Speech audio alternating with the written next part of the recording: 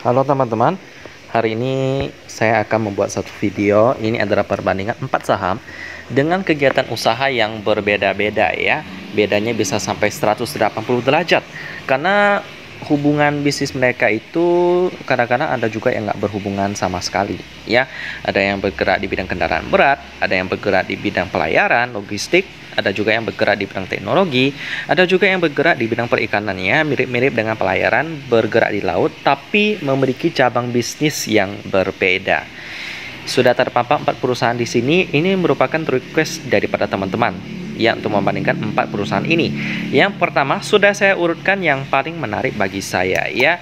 Yang pertama adalah COPX, di mana PR mereka ini cukup menarik 6,23. Lalu yang kedua yakni PSSI dengan PR-nya 7,34 ya, lebih dikit daripada COPX tapi masih cukup menarik. Lalu yang ketiga ada ASGR dengan PR-nya udah cukup mahal sih, 20 kali. Lalu yang terakhir adalah Asia. Ini PR-nya lebih gede lagi ya, ribuan ya. Karena memang market cap-nya 1,56 triliun tapi net profit-nya cuma 106,82 juta rupiah. Bedanya bisa sampai sekitar ya 10 ribuan malahan ya. Jadi ya beda banget jauhnya. Itu kenapa PR-nya juga tinggi banget. So, itulah 4 perusahaan yang akan kita bahas pada video kali ini. Saya sudah urutkan, tapi pertama kita bahas yang paling bawah dulu deh, yakni saham yang baru IPO tanggal 27 Mei 2022 listingnya ya. Yuk kita kenalan dulu dengan Asia ini dengan nama perusahaan Cilacap Samudra Fishing Fishing Industry Tbk dan dengan kode emiten ASHA atau kita panggil aja Asia. Kita mulai dari sejarahnya terlebih dahulu yang bergerak di bidang perikanan.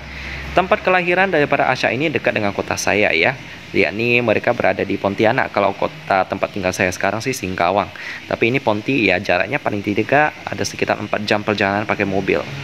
Pada awalnya yaitu pada tahun 1980 perusahaan ini bernama masih berbentuk perseorangan ya, dengan memiliki kapal tangkap ikan yang beroperasi di Teluk Batang Ketapang, Pontianak, Kalimantan Barat, yang usahanya bergerak di bidang penangkapan, pengumpulan dan pengolahan ikan atau udang atau hasil laut. Kemudian pada tahun 84 sampai 90, founder mengembangkan usahanya agar lebih maju lagi, maka mendirikan perusahaan baru yang berbentuk PT yang diberi nama PT Tirta Katulistiwa Farming atau TKF. Bidang usahanya meliputi budidaya ikan arwana dan ikan hias lainnya, dan usaha pengolahan ikan segar yang bermitra dengan nelayan tradisional Karbar. Penangkapan ikan dengan alat tangkap fishnet. Founder selain itu membantu Dinas Perikanan Provinsi Karbar melaksanakan proyek-proyek Inpres, membangun kapal-kapal perikanan untuk nelayan-nelayan tradisional Karbar. Tahun 90, founder mulai menjajaki usaha perikanan tangkap dengan pola investasi terpadu, yaitu selain kapal penangkap ikan tuna, juga mengoperasikan kapal gillnet, fishnet, dan purse seine, serta membangun fasilitas kebutuhan nelayan antara lain galangan atau docking kapal di bagian siapi api ya, bengkel, pabrik es, cold storage, dan kapal pengumpul atau pengangkut. Tahun 99 dibubarkan, dibentuk perusahaan baru dengan nama PT Cilacap Samudra Fishing Industry Tbk atau yang kita kenal dengan Asia, sekarang udah IPO, guna pengembangan usaha perikanan tangkap dengan pola investasi terpadu, juga pengintegrasian dari hulu ke hilir usaha penangkapan ikan dan industri pengolahan ikan. Ya, terus semakin berkembang dan menginjakkan usahanya hingga di kancah ekspor impor mantap dan mampu memenuhi permintaan internasional. Dengan prinsip menjunjung tinggi kepercayaan yang diberikan oleh supplier dan customer, perusahaan mampu tetap eksis hingga saat ini sampai bisa IPO loh ya. Untuk prospeknya bergerak di bidang perikanan yang menjadi kebutuhan orang banyak untuk sekedar gizi, karena ikan itu adalah salah satu sumber lemak baik ya, yang cukup baik dari hewani ya. So ya, prospeknya sih bagus. Selanjutnya kita lihat dulu pemegang sahamnya, di mana porsi masyarakat sebesar 25% pas mereka IPO. Lalu PT Asia Fortuna Corpora sebesar 30%. Kalau kita baca di sini sih aman-aman aja, nggak ada berita yang memberatkan perusahaan. Jadi kita langsung lanjut ke key statistik untuk melihat fundamental daripada Asia ini. Prospeknya bagus, tapi kenapa mereka bisa sampai di posisi terakhir? Karena operating profitnya 904 juta rupiah dengan profit 106 juta rupiah. Ya bagus, operating profitnya bagus, lebih besar. Cuman PR-nya itu ya ini agak error sih kalau kita hitung manual ya. Ini kan laporannya sampai kuartal ketiga 2021. So agak sulit sih hitungnya ya. Jadi karena ini sampai kuartal ketiga doang, jadi kita perlu bulatkan sampai ke kuartal keempat. Ya ibarat ini 106 juta itu kita bagikan 3 bagi 3 lalu kali 4 biar sampai kuartal keempat hasilnya ya. Kalau kita lihat di sini maka hasilnya sekitar kita bagi 3 130 juta lah gitu ya, dengan atau kita hitung 155 juta biar terbulat dengan market cap-nya ya. Ratusan juta, 1 triliun dibagi ratusan juta itu berarti 10.000, PER-nya bisa sampai 10.000. Jadi itulah kenapa Asha ini di peringkat terakhir ya. Lalu PBV-nya bagaimana? Untuk ekuitasnya kan 30 miliar rupiah dibagikan 1,5 triliun rupiah, maka sekitar lebih tinggi lagi ya malahan ya.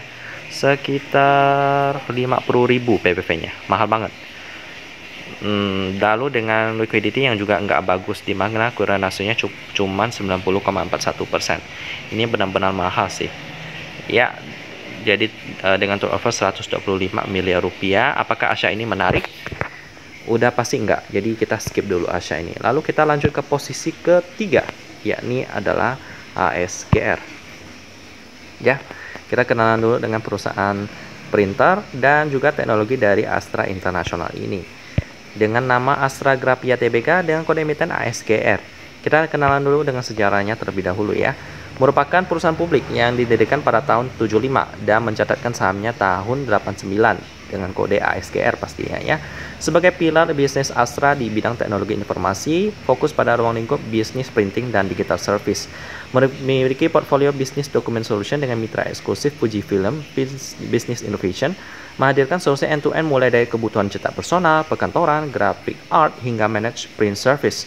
Memiliki entitas anak yaitu PT Astra Graphia Information Technology yang melayani kebutuhan solusi teknologi informasi, khususnya digital service melalui kolaborasi dengan mitra strategis kelas dunia, ataupun solusi sendiri yang mencakup hardware, software, service, dan PT Astra Graphia Experience Indonesia yang hadir sebagai one click office solution yang menyediakan solusi bagi segala kebutuhan kantor melalui acco.com ya, yaitu layanan e-commerce B2B dan B2G terdepan di Indonesia.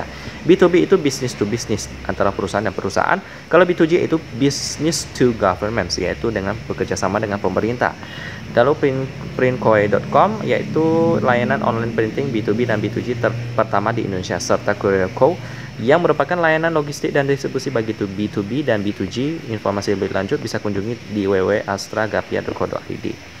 Yap, untuk prospeknya sih bergerak di bidang teknologi dan printing sih ya standar-standar aja sih. Modalnya ya mungkin bisa dibilang nggak terlalu besar dibandingkan bidang-bidang yang membutuhkan modal besar seperti bank ya. Nah, jadi untuk prospeknya sih standar-standar aja. Karena printing itu ya bisa dibilang standar-standar aja sih. Ya kebutuhannya sekarang kan ada banyak sekali dokumen digital. Jadi untuk dokumen printing fisik itu juga bisa dibilang ya kebutuhannya juga agak berkurang sekarang. Tapi tetap masih dipakai ya, karena memang fisik itu tetap ada kegunaannya khusus dibandingkan yang digital. So untuk prospeknya sih standar. Selanjutnya kita lihat pemegang sahamnya. Posisi publik 23,13%. Lalu dengan PT Astra International Tbk sebesar 76,87%. Posisi publiknya aman. Lalu kita lihat pemegang sahamnya juga aman-aman aja. Selanjutnya kita lihat fundamental daripada ASGR ini yang udah update kuartal pertama tahun 2022, beda dengan Asha yang cuma update sampai kuartal ketiga 2021. Operating profitnya lebih besar daripada net profit, which is nice, dengan PER-nya 20 kali, udah cukup mahal. Lalu cash ratio 163%. Ini bagus karena mereka juga sering bagi dividen ya. Setahun bisa bagi sampai 2 kali. Untuk tahun 2022 sudah bagi sekali. Tinggal kemungkinan bulan Oktober mereka akan bagi lagi sih. Mantap. Untuk turnover hariannya untuk sesi pertama sekarang 178 juta rupiah doang sih. Cukup sepi. Jadi ASGR ini ada beberapa kriteria yang nggak lolos ya. Yang pertama tadi PER-nya nggak lolos 20 kali. Lalu liquidity sih bagus, liquidity lolos deh. Lalu pemegang saham juga lolos. Jadi ada 2 yang lolos. Tapi di sisi turnover nggak lolos. Ya ini lebih mendingan sih daripada Asha yang tadi dari PER-nya nggak lolos, liquidity nggak lolos. Cuman yang lolos itu pemegang saham publik non publik, dan juga turnover. Mereka nggak lolos 2 kriteria penting. Kalau ASGR ini paling tidak ada 1 yang lolos, yakni liquidity ya. Tapi tetap masih belum layak investasi bagi saya. Kita maju ke list yang lebih ke atas, yakni PSSI. Ini merupakan perusahaan pelayaran. Dengan nama Pelita Samudra Shipping Tbk, kode emiten PSSI, kita panggil PSSI. Dari sejarahnya terlebih dahulu deh. Penyedia layanan logistik dan solusi transportasi laut terintegrasi yang terpercaya dalam hal ketepatan waktu, memiliki keunggulan operasional yang baik, dengan sumber daya manusia yang berpengalaman dan handal. Kami mendukung industri penambangan batu bara lokal, mineral, dan pembangkit listrik di Indonesia dengan melayani transportasi antar pulau ke aneka ragam industri dan pembangkit listrik, batu bara, dan industri lainnya ya. Berdiri tahun 2007. Seperti yang tadi, menyediakan solusi logistik dan transportasi laut ya. Dan juga memulai dengan armada baru 25 unit kapal tunda dan 27 unit kapal tongkang gitu. Kami kemudian mengakuisisi 4 floating loading facility baru untuk melengkapi armada perseroan ya, di mana tahun 2017 ketika harga komoditas dan batu bara mulai merangkak naik, seiring dengan berkembangnya pasar, kami mengakuisisi aset baru. Sekarang armada daripada PSSI terdiri dari 85 kapal, terdiri dari 38 kapal tunda, 37 unit tongkang, 1 unitnya ukuran 270 feet, lalu 29 ukuran 300 feet, lalu ada 7 unit berukuran 330 feet, lalu 3 unit floating loading facility, lalu 1 unit floating crane, 4 unit kapal kargo curah kelas Handysize, dan 2 unit kapal kargo curah kelas Supramax ya. Dan ini sertifikasinya, budaya perusahaan, dan lain-lain. Untuk produk-produk mereka sih ya seperti yang tadi disebutkan ya, 87 kapal untuk kebutuhan logistik dan pelayaran di lautan pastinya ya. Untuk prospeknya sih bergerak di bidang logistik ya, kebutuhan daripada banyak orang mau ekspor impor, kebutuhan distribusi ini sering dipakai sih. Jadi untuk prospeknya sih pasti cerah ya. Kita bisa melihat di pada saat pandemi pun kebutuhan logistik itu tetap meningkat drastis. Malahan karena kebutuhan yang sangat tinggi itulah jasa ini mengalami peningkatan biaya. Bagi yang bermain di ekspor impor pasti tahu biaya logistik itu terbang ya, sangat mahal akhirnya, tapi tetap dibutuhkan, jadi tetap harus dibayar. Jadi untuk prospeknya sih bagus. Selanjutnya kita lihat pemegang sahamnya, di mana porsi masyarakat sebesar 11%, aman. Lalu Indoprima Marine sebesar 43%. Kalau kita baca di sini sih aman-aman aja. Kita lihat dulu fundamental daripada PSSI yang mendapatkan cuan di tengah meningkatnya harga logistik. Ya. Nah, itulah kenapa mereka bisa masuk ke dalam list standar, di mana operating profitnya lebih kecil daripada net profit. Ini kurang bagus sih, tapi masih ada operating profit. PR-nya 7,54 kali, mantap. Lalu dengan operating profit margin 29%, ini tebal banget. Net profit margin 36%, ini juga tebal dengan cash ratio 125%. Dan juga mereka baru bagi dividen ya, dengan catatan di mana tiap tahun mereka bisa bagi 2 kali loh. Cuman ya makin akhir pembagiannya nggak sampai setahun 2 kali, setahun sekali lah palingan. Turnover harian hari ini sesi pertama 4,48 miliar rupiah. Bagus, jadi PSSI ini lulus semua kriteria saya. 4 kriteria saya, itu kenapa PSSI ini bisa bertengger di nomor 2 untuk list pada video kali ini ya. Jadi kita udah dapat calon pertama yang bisa masuk ke dalam list investasi, yakni PSSI. Selanjutnya kita lihat yang terbaik, yakni COPX. Kita akan bahas bersama-sama si jawara pada video kali ini, yakni Kobexindo Tractors Tbk dengan kode emiten KOBX, atau kita panggil aja COPX. Perusahaan yang bergerak di bidang penjualan alat berat ini dengan merek daripada Korea, yakni Doosan. Ini didirikan pada tahun 2002 ya. Lalu untuk produk-produk mereka kita bisa lihat di sini ya, seperti untuk kebutuhan mining dan untuk kebutuhan distribusi juga ada. Kita translate dulu ke Indonesia ya. Untuk pertambangan dan pemulihan mineral ada merek Doosan, Terex, Mercedes. Lalu penanganan material dan solusi logistik, lalu ada lagi solusi lingkungan, konstruksi, dan pertanian ya. Untuk after sales mereka itu ada beberapa service daripada mereka. Kita telusuri dulu jasa mereka. Ada pengiriman layanan yang sangat baik, layanan panggilan, dukungan perbaikan, program pemeliharaan layanan, program pemeliharaan lengkap, pertukaran komponen juga ada ya, inspeksi mesin, inspeksi angkutan, analisis minyak, dan juga untuk jasa mereka yang lain ada juga yang bergerak di bidang spare part. Kita translate dulu. Divisi suku cadang, ketersediaannya tinggi, respon cepat, harga kompetitif, program bagian, konsultasi bagian juga ada, rapat juga, lalu kampanye bagian juga ada ya. Untuk menghargai pelanggan setia, kami memberi sejumlah besar produk kami menawarkan diskon khusus untuk pembelian massal untuk waktu yang terbatas. Lalu ada pesanan selimut juga ya, di mana jaminan suku cadang yang tersedia dengan harga tetap selama periode waktu dirumuskan dalam program ini. Suku cadang yang tidak digunakan tidak akan lagi menjadi perhatian aktivitas perjalanan karena pengiriman terjadwal disiapkan yang akan dihitung sesuai dengan rencana penggunaan dan pemberian untuk jangka waktu tertentu setengah hingga 1 tahun. Dan ini katalog suku cadangnya.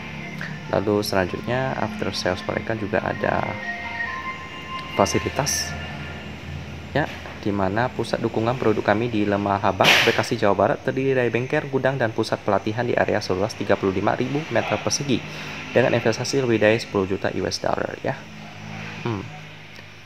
Oke, mobil operasional, lalu ada lagi bangku uji, lokal karya musim, fasilitas kredit pelanggan, vendor dimiliki saham, pengiriman bagian. Lalu yang terakhir yang akan menjadi jasa mereka, kita translate dulu ke dalam bahasa Indonesia.